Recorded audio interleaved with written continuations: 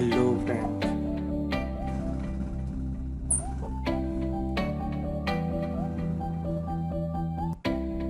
মোল্লা teach channel থেকে সবাইকে আরও একবার স্বাগতম জানাচ্ছি।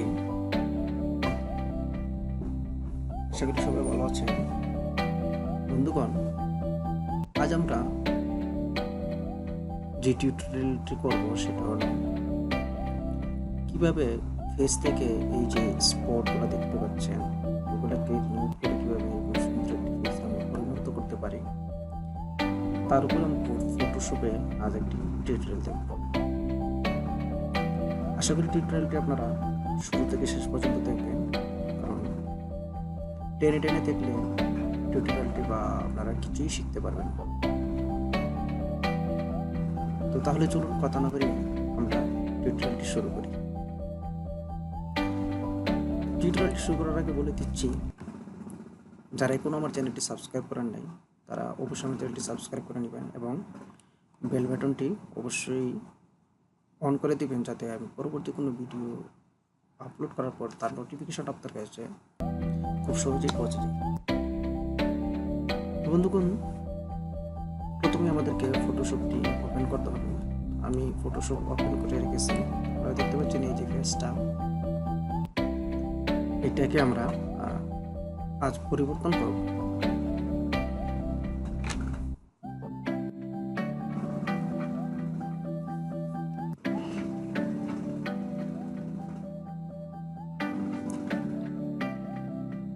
তার জন্য প্রথমে আমাদেরকে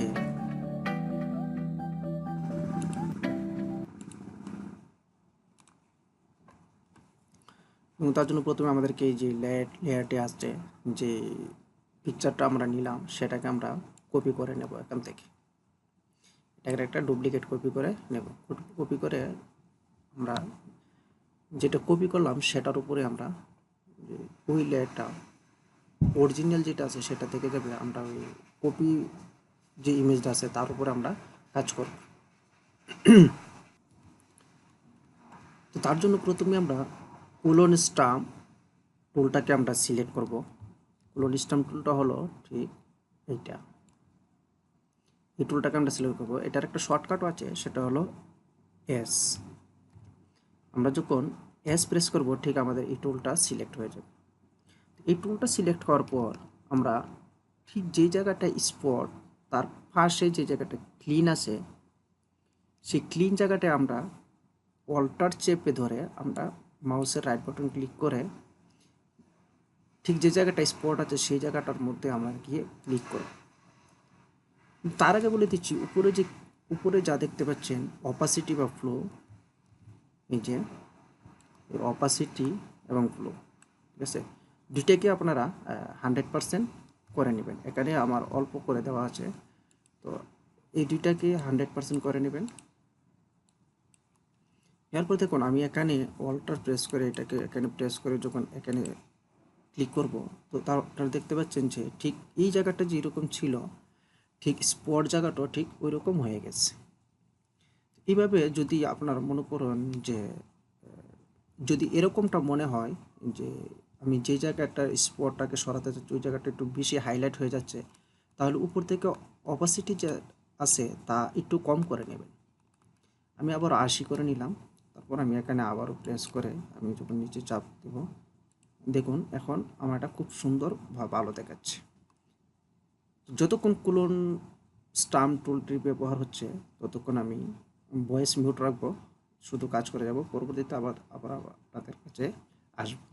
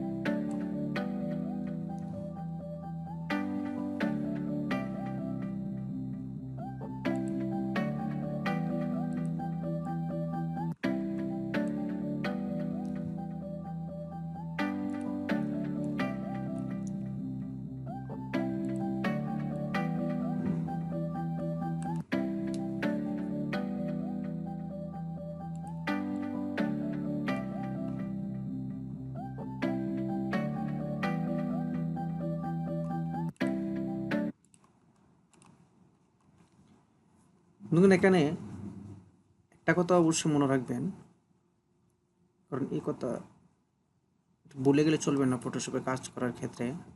আপনি ঠিক কুলন স্টাম্প টুলটা ঠিক যেই জায়গায় ব্যবহার করবেন ঠিক সেই জায়গাটার পাশে আপনি সিলেক্ট করার খুব চেষ্টা করবেন। মনে করুন আমি এই জায়গাটাতে কাজ করছি, ঠিক আমি এখানেই এটাকে সিলেক্ট করব। সিলেক্ট করার পর এখানে এটাকে যে স্পট জায়গাটা আছে সেই স্পট জায়গাটাতে আমি ক্লিক করব। যদি এরকম মনে হয় যে আপনি যে জায়গাটা সিলেক্ট করছেন তার স্পট এরিয়াটা ঠিক ক্লিয়ার হচ্ছে না, আপনি এখানে ডাবল ক্লিকও করতে পারেন, অথবা আপনি এখানে অপাসিটিটা একটু বাড়িয়ে দেবেন, তাহলে আর কোনো সমস্যা হবে না।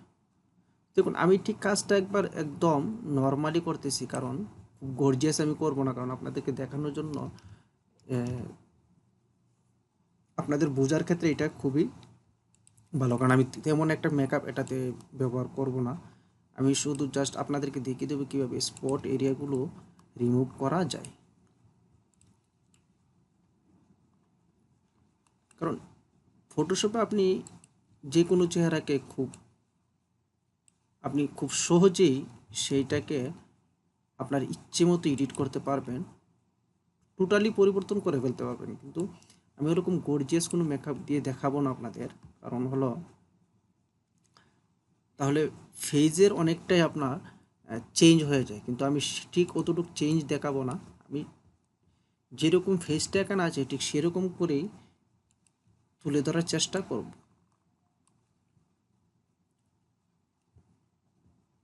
তাহলে ভিডিওটি দেখতে থাকুন লাস্ট পর্যন্ত।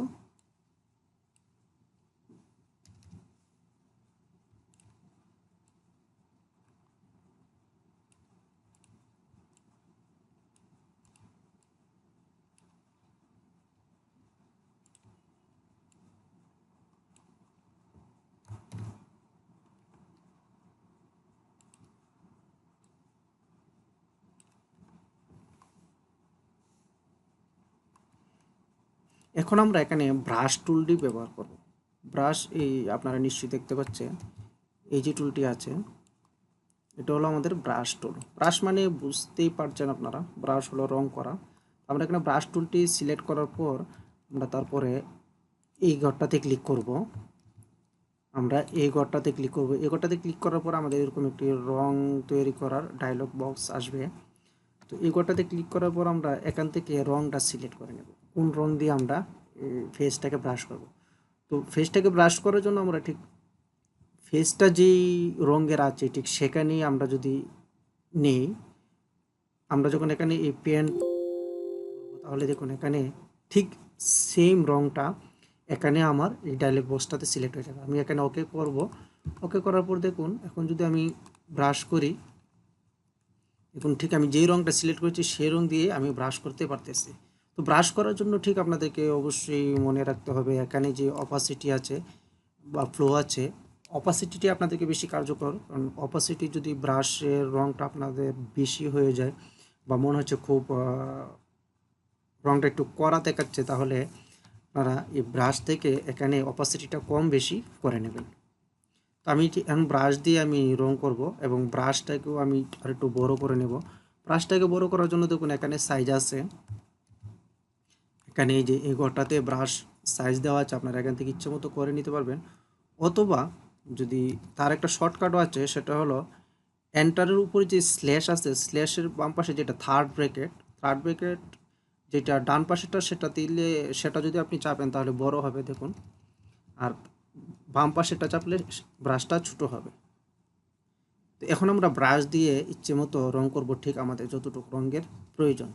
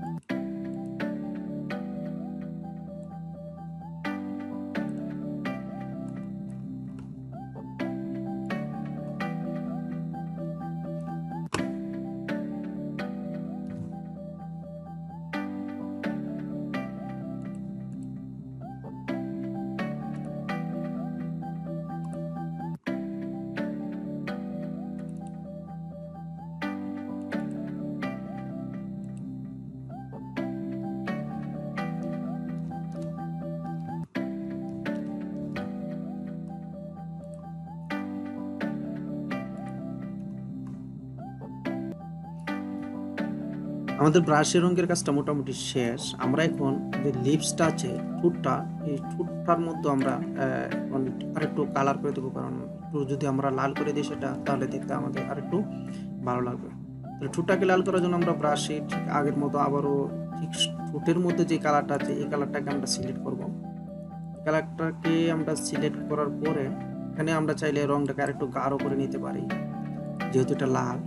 লাল এখন যদি আমরা ব্রাশটা এখানে নিয়ে ঠোঁটের মধ্যে ব্রাশ করি, তাহলে দেখুন এখানে আমরা চাইলে আরেকটি লেয়ার আমরা এড করতে পারি। আরেকটি